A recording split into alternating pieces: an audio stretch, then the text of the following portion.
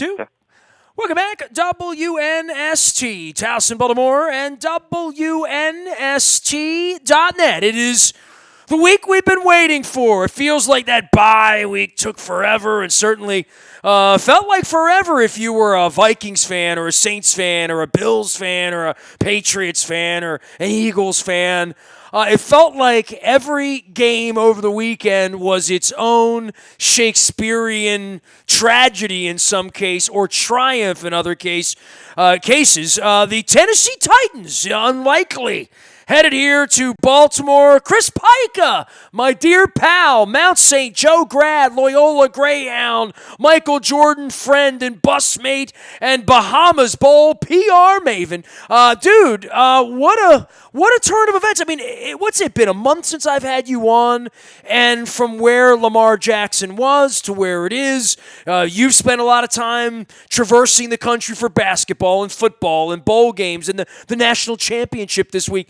I guess when you say I'm from Baltimore, they now say, how about that Lamar, right? I mean, it's not the Wire or crab cakes for a little while, right? No, they certainly know who the Ravens are. They certainly know what Lamar has done, especially in football circles, and then anyone who had an opportunity to see him play in college at Louisville and saw what he did on his way to the Heisman Trophy certainly knows what he is about, and it's a big story. I mean, I think it's a huge story in a lot of football circles, and the Ravens finally get a chance to step on the playoff stage against a very good Tennessee team. And I think we're in for an epic game between those two clubs. All right, man. The inside skinny is you work for the New Orleans Saints for a long period of time. You work for the Atlanta Falcons. You've worked in sports. You're now on the television side, production and PR, as well as with the Pro Football Writers Association, with doff of the cap there to our Luke Jones for almost getting upstaged by Matthew Judon, but certainly was upstaged by Lamar Jackson and also Zeus over the weekend. But, from the inside of a team, how rare this is, right? And how badly the Saints feel today, and how hard it is, even for the Patriots guys that all have 6 rings, right? Every employee of the website, on the business side, they've been through this, but this is a really tough time. And, Marvin Lewis is flying around doing job interviews, and McCarthy's looking for a job, and Garrett's dangling. I mean, it's just really a weird week, but now it's all ramped up for everything we saw that happened over the weekend with a lot of broken hearts in home stadiums, that can't be you at 11:15 on Saturday night. And Lamar Jackson is very, very aware, as all of us are, about how that felt when the Chargers beat this team last year. Right, and I think also, too, is now the uncertainty is gone. You know who you're going to play. You're not watching every game or the 2 AFC games wondering, okay, well, who's going to come to us? Who do we get in the next round? What do I need to concentrate on? Now, everybody is laser focused. You know what the order of teams is going to be the remainder of the way. You don't have that uncertainty.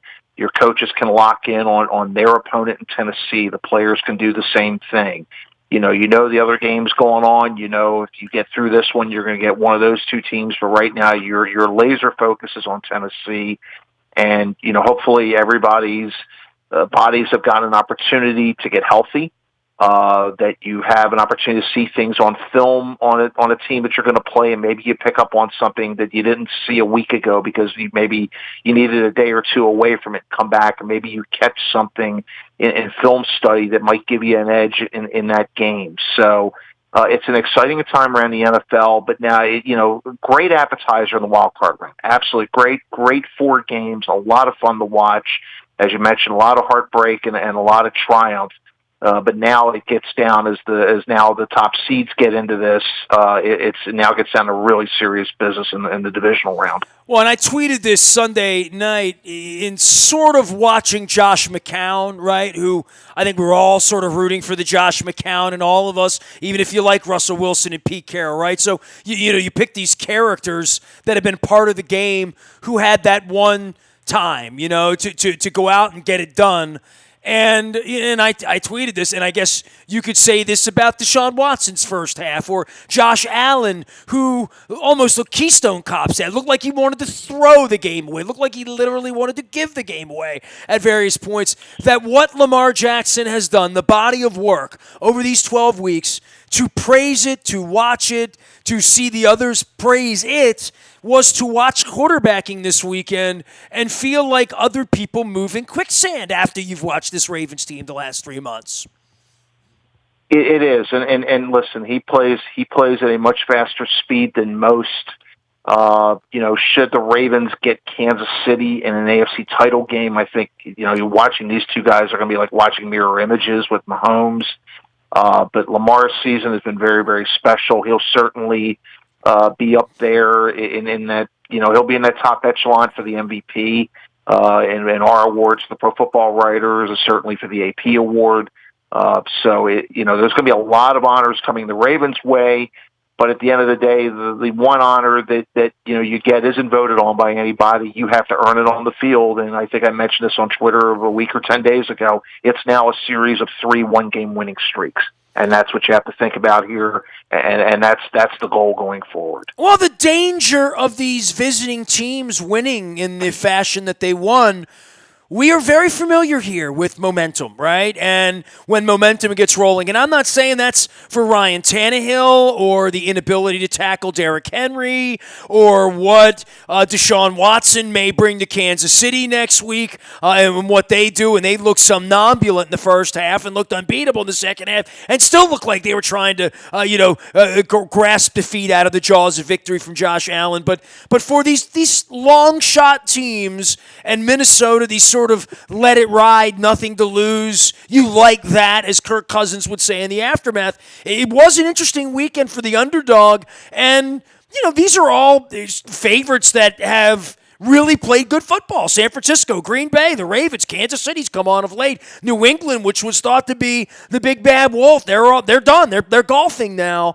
But these long shots this week, so some thoughts about picking that up, because the momentum of playing this week, we talk about, rust versus rest. And Luke has requested that I try to find as many of the 2006 Baltimore Ravens as I can. Of course, they had that week off. We had played Indianapolis that week, and it was a bad vibe around here. It was a long, long time ago. It was 14 years ago at this point. But the memories are long. I'm wearing the rope lights right now, Chris, from 2006. You do wonder what the week off does and how that may or may not help the Tennessee Titans. They looked pretty good the other night, right? And New England looked a little DOA, but the Titans look formidable right now. They are playing their best football in January. Well, I will say this across the board, and this is in the AFC and NFC. I think what we saw in the wild card round, Nestor, was how much depth the teams in this playoff tournament, if you will, have been. This was an incredibly deep field on both sides. Remember, if New England beats Miami in the final game of the regular season, they get a bye. Okay, they're not having to play a wild card round. New Orleans got shuffled from a potential 1 seed to a 3, where they've got to play a wild card game against a team that had played defensively pretty well down the stretch. Things that happen. I always kid. It's one of those things you always hear coaches say in the building. Every week is a season. Well, week 17 caused some things to happen that, inadvertently may have put 2 of the favorites, or at least, not to say favorites, but 2 of the teams you would think would be in the mix towards the end, in New England and New Orleans, into first-round games that neither survived. So that tells you the depth of the teams behind it. I've said this about Tennessee. Derrick Henry's a beast. That he can absolutely run the football. He ran it at Alabama. I know you made mention of it. The SEC didn't really have an answer for him. I just remember him. My wife was really sick that year in 15 when he was running, and she was in the hospital a lot. And it was literally the whole fall, and that was the fall. Like, they were on every Saturday. They were beating every. It really caught my attention more than any other running back I've seen in the modern era. So I have like some sort of personal sort of thing with Derrick Henry, thinking like, that cat's unstoppable once. I mean, Jamal Lewisy, and I'm going to have Jamal on this week. I mean, it has sort of that vibe where if you can't tackle him, you're going to have a rough day, in the same way that if you can't tackle Lamar, right, you're going to have a rough day. That's exactly it. I mean, he is a load to bring down. You have to be incredibly physical. You have to be very disciplined at the line of scrimmage. But Tennessee did a really good job of opening a lot of holes for him. And he opened a lot of his own, by the way, into that New England defensive line, and they really didn't have an answer for him for most of the game. And But I did make mention of this, and I'll say this here, and you could tell this is what I think the game plan is going to wind up being for Tennessee against the Ravens. They're going to do the same thing. They're going to give the ball to Henry. They're going to try to control the clock and keep the ball out of the hands of the Ravens. The Ravens had 158 drives in 2019, that tied for the second lowest in the NFL with the Chargers. Okay, there were teams that were in the 170s, 180s in terms of total number of drives in the season that were not kneel downs or throwaway drives at the end of halves or games. The Ravens were first per drive in points, which was about 3 points a drive, yards 41, plays almost 7 plays, time of possession about 3.5 minutes, and drive success rate of either first downs or touchdowns of about 79%. In other words, in plain English, the Ravens were incredibly efficient with the football offensively all season long. When you get to this point in the playoffs, and we went through this in 2000 when I was with the Saints, and we played an incredibly hard game back-to-back weeks against the St. Louis Rams, and beat them at home to advance, and then the Vikings just absolutely ate our lunch in the divisional round in Minneapolis. Everything gets magnified. Every possession gets magnified. You saw it with Bill Belichick making a decision on 4th and 3 to punt in Tennessee territory in the fourth quarter. That's one he probably would like to have back. 4th and 3, you would think with Brady you'd have a shot at it. They chose to punt. Then we had sort of all the craziness down the stretch with them delaying, the Tennessee's taking delay of games and false starts and everything else. But sometimes in games like that, sometimes your best instinct to try to be aggressive, sometimes you wind up accidentally going way too conservative, and we saw that in a couple of spots. I think the Saints had that problem. They had an issue with clock management late in the second half against Minnesota.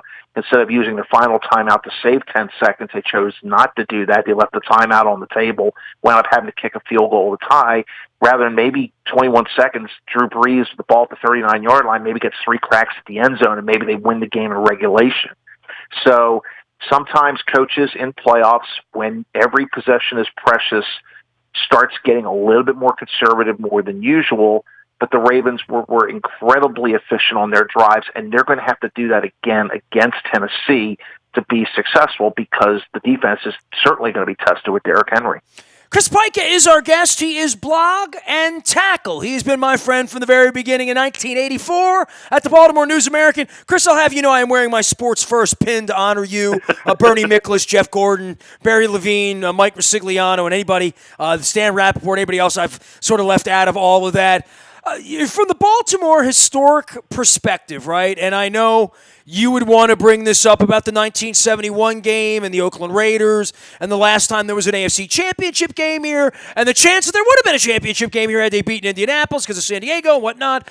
Thoughts about the history and the perspective of this football team, right? Like, I don't remember these 1960s teams with the Colts, but I would look up and see those gaudy 11-1 and 12-2 records, and 10-3-1, and year after year after year. But I looked up at Pelts on the wall, and I'd say to my dad, "Dad, what happened in 62, 3, 4, 5, 6, 7, 8? Well, Johnny was the best. What happened between 59 and 69? The Colts were like always sort of knocking on the door, right? And when you think about the history of the league and 23 years of doing this, and the fact that the Buffalo Bills have not won a playoff game, not only in the history of the Ravens, but in Lamar Jackson's lifetime, literally, right? Like, how hard it is to do. And how many places like the Cleveland Browns continue to struggle without a coach right now. When's the last time the Cowboys won a playoff game? Been a long time, right? So it's been a while for them. Yeah, but whatever it's been, right? So this is difficult to do, and I think the Eagles, the Saints, all the hurt feelings over the weekend would tell you that you do get your feelings hurt. Dude, I'm not looking to be arrogant here about flying off to South Florida and scouting party locations later in the week. They are the favorite. They're expected to win this week big. They're expected to hold serve next week. We're all expecting to go to Miami, but along these pathways, there are things like 2006. There are things like Lee Evans and the Billy Cundiff things happening literally within 30 seconds of each other that really mess with fate, bro. You know what I mean? Like, they really do. But we are prepared here for Miami because you have to be prepared, right? Like, John Harbaugh has an itinerary to go to Miami. We don't know what it is, but he knows what it is, right? Yep. I mean, this is the week that your logistics staffs go to South Florida from the team standpoint, and they go through the hotels and the practice facilities and the airports. Hold This on, is their logistics. Does that logistical. include logic? And am I a part of this, Chris? So We do this for our bowl game, but the NFL does this with the groups of teams who are now in the division round. So they'll be making those visits to South Florida probably this week as well, to go over all of those things, and just so that they're ready to go once the teams are there. But you had three home teams in the wild card round that three home teams that thought they were going to advance. We're home in the wild card round. We're better than the team that we're facing. well, we're familiar with that. That was us last year, right? Right. And so nothing is guaranteed in the playoffs. You have to work for it, and I think that's going to be the message this week from John Harbaugh to the team. It's, listen, we haven't done anything to this point. Yes, you had a regular season record and a great regular season record, a great win streak, but that's over now. This is now what you've got to do going forward, and you have to make sure that everybody's minds aren't necessarily on the accolades of the season or what the record was, because Tennessee doesn't care about that. They didn't care walking in New England that there were 6 banners up there, okay? They walked in and really, if they'd gotten that interception in the first half, we wouldn't have had the drama down the stretch that we did. I don't know if New England would have recovered from that in the second half. I mean, that's how razor thin that was to being a decent, I wouldn't say a blowout, but certainly a game that wasn't very much in doubt if they'd gotten that interception and brought it back at the end of the half against Brady. So, you understand that, and I think Harbaugh's message is, look what happened to 3 home teams this weekend.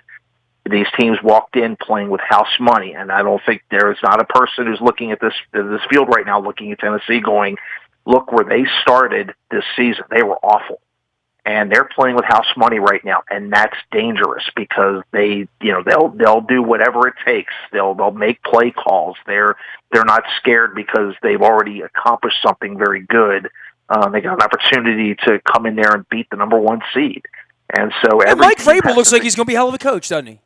Yeah, he does. And I think he did a really good job. I mean, that takes a lot of guts, taking a guy that you have under contract that you spent a lot of money on, Marcus Mariota, and saying, listen, this isn't working. We've got to go a different way. And you put Ryan Tannehill in, and their fortunes changed overnight. Now, they kept Mariota involved in the offense. He had a couple of plays in the game against New England. It's not like he's completely forgotten, but they had to make a change in order for them to be better, and it's worked very well for them, and that makes them a dangerous team because they're willing to do whatever it takes. They didn't stay with the status quo. I remember Trent Dilfer. I got Billick hanging up back here from Trent Dilfer. So, those decisions. I remember Cam Cameron. Remember him? You know what I mean? Like, these things happen in all of these. Hey, I remember Colin Kaepernick and Alex Smith, right? I mean, Jeff Hostetler. We can go through we talked about Carson Wentz a couple of minutes ago, Nick Foles, that this is the time of the year for heroes, right? Whether they be Kirk Cousins or whether they be Ryan Tannehill or whether they're Russell Wilson or whether they're Lamar Jackson. I mean, you can go from being a hero in November to a 0 in January real quick, right? Peyton Manning did it a lot. And let's give John Harbaugh a lot of credit. They could have tried to mold Lamar Jackson to an offensive system that they ran under Joe Flacco. They chose not to do it. They chose to build around Lamar Jackson and his particular skills. That takes a lot of egoless work by your coaching staff because, face it, not a lot of coaches would do that. They would rather say, hey, this is a system, you're going to fit this. John Harbaugh elected to say, hey, we think the player is more important than the system. Let's see what we can do. And they built one heck of a football team offensively this season, and the defense they've been lights out in a lot of cases. So this is, and you talk about history, I think going back to some of the teams in the late 60s that the Colts had that were very, very good. Certainly the team that lost to the Jets at Super Bowl III was one of the league's best in the 1960s. This team certainly belongs in that conversation with those Colts teams as some of the best ever to represent Baltimore. But now, like I said, it's 3 one-game win streaks from being to the top of the heap. And if this team goes 3-0 in the playoffs and wins the whole thing, you could make a case to say this was the best of the Ravens' 3 Super Bowl champions. And that's an I think incredible statement. I wrote books about those teams. I thought those teams are pretty good. I mean, when you consider the greatest defense in '01, that could be an argument there. Flacco's run in no 13, those teams were not lucky. They were good. Well, Jacoby Jones was like, but you make your own luck. You know what I'm saying? Like, that's why they play 60 minutes, baby. Chris Pike is here, blog and tackle, trying to set the record straight. So, dude, I got the purple floodlights out. I'm headed to Florida this week. Anybody can email me, nasty at WNST.net. I've got a new camera in the studio because my other one broke, and I've moved Art Modell closer to my heart and closer to the camera. I've put my Mike Flanagan Cuba a poster in the shot now. I got my Sporticulture lava lamp flowing with purple magma. Chris, it's very important. I mean, you've moved back to Baltimore here. You've always been a Baltimorean, even though you were a Saint and you were a Falcon and you were UAB and you've been all this stuff and ESPN and ESP and all that stuff. Do you believe? You know what I mean? Yeah. Can I ask you right now? You and I have attended the last 20 Super Bowls together. There's plenty of evidence and other things we'd like to hide before it's all over with over the last 20 years. Do you really think I'm arriving in Miami in 21? Are we going to have 10 busloads of fans? Is it meant to be in your mind? The fan in me says yes. The person who thought we had a pretty good team in 2000 in New Orleans, I thought we had a shot at maybe. We had a lot of injuries, but I thought that NFC field was maybe a little bit weaker. I thought we had a chance to get to the NFC. What do you mean weak? Kerry Collins made it to the Super. Oh, that's right. You had Aaron Brooks, right? We had Aaron Brooks, but we had injuries. We had lost Ricky Williams for the season. Joe Horn had been hurt. We had, we were playing with Aaron Brooks, who, Jeff Blake had hurt his ankle in the middle of the season. So, we were a lot of people down, but we looked at the NFC side and said, you know what, we got a shot at this. And when we beat the Rams, we're thinking, okay, we've beaten the presumptive best team in the NFC. And then we went up to Minnesota and we got trucked. I mean, just absolutely got trucked. And it happens. And then remember, Minnesota goes to the Giants and Minnesota got trucked. Okay. That's how I watched that game film with Marvin in Tampa, and he said we really can't even watch it because there was nothing to watch on the Giants fight. There was no film after the second quarter of any consequence. No, as good as Minnesota looked against us, and they looked awful against the Giants, and that's what I'm saying about the playoffs. When you're in the building and you're around coaches and players, you can't let yourself. The fans can dream about Miami. You've got to do your logistics for your trips to Miami to take the fans down there. I love that you trust my logic. You keep bringing up these logistics. It's a logistics business. You have to be able to do that, and there are people in the Ravens staff who are handling those details should they get to that point. But you cannot let that seep into the meeting rooms. You can't let that seep into coaches' meeting rooms, locker rooms, how you practice, how you prepare. You have to stay the course of what you've done in the regular season to be that successful. And by the way, how can you not feel good about when you think about it from that level, that the Ravens would be prepared to play on Saturday night?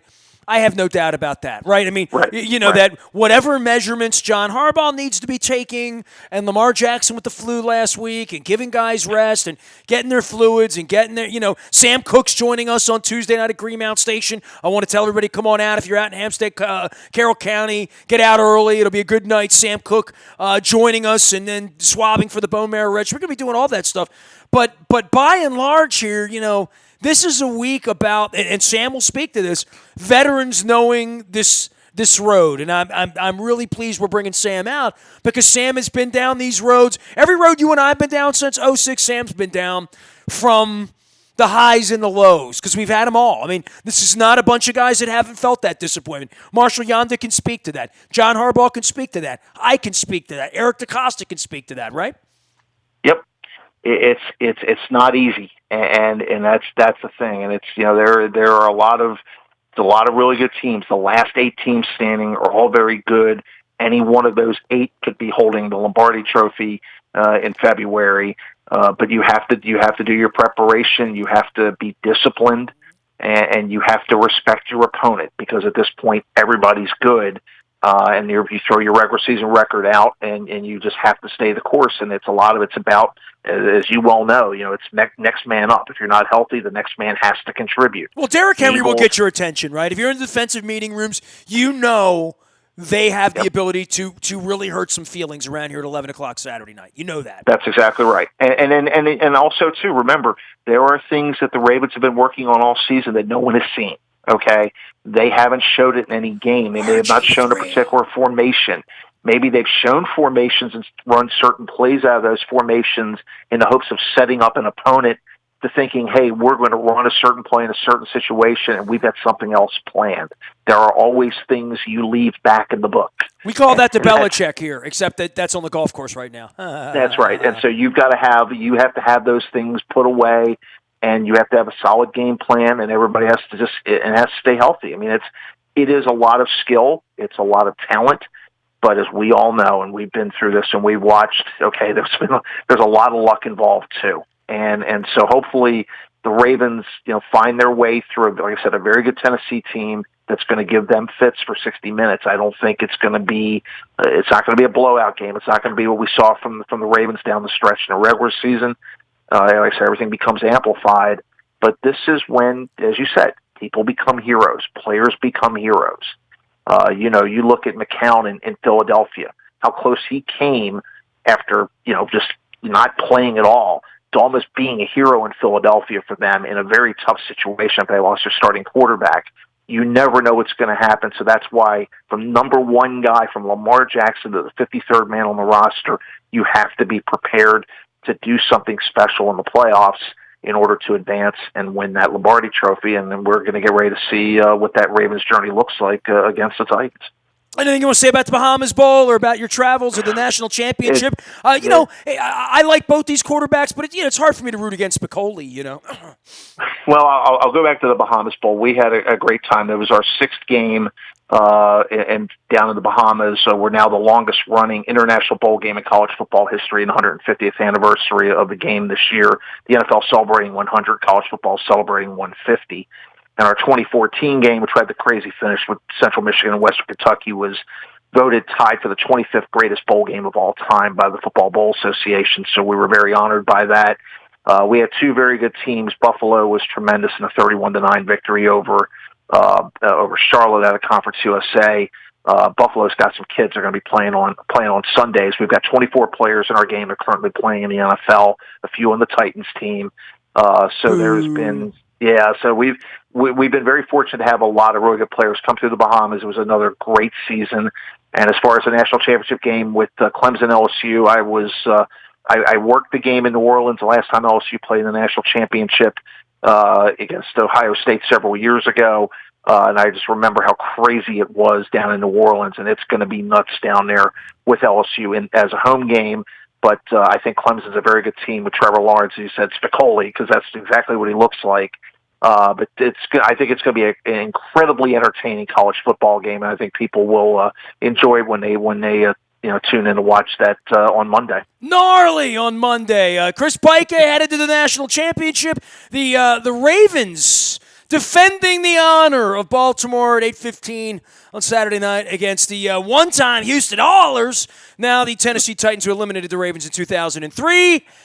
Chris, rest up, my brother. Enjoy your travels. We will see you in the winner's circle as we hopefully are preparing for an AFC championship game here in your homeland of the Charm City. Always good to have you on, brother. Thank you very much, Nestor. As always, thank you, and a Happy New Year to you and yours and everyone on WNST. He is Chris Pike, a blog and tackle, and you can find him out on the Twitter thing, usually opining about PR issues, college football, and National Football League matters. You can find me out on the bio, Toyota.com, Audio Vault, 24 hours a day from anywhere in the world on your mobile device. Don't forget, Sam Cook joining us at Greenmount Station on Tuesday night. And don't forget, if you want to get on the interest list for Miami and Super Bowl 54, nasty at WNST.net. We are WNST.net. We are the radio station, website, and video with purple rope lights because, well, we got that kind of spirit around here. We are WNST.net, AM 1570, and WNST Baltimore Positive, and we never stop talking Baltimore sports.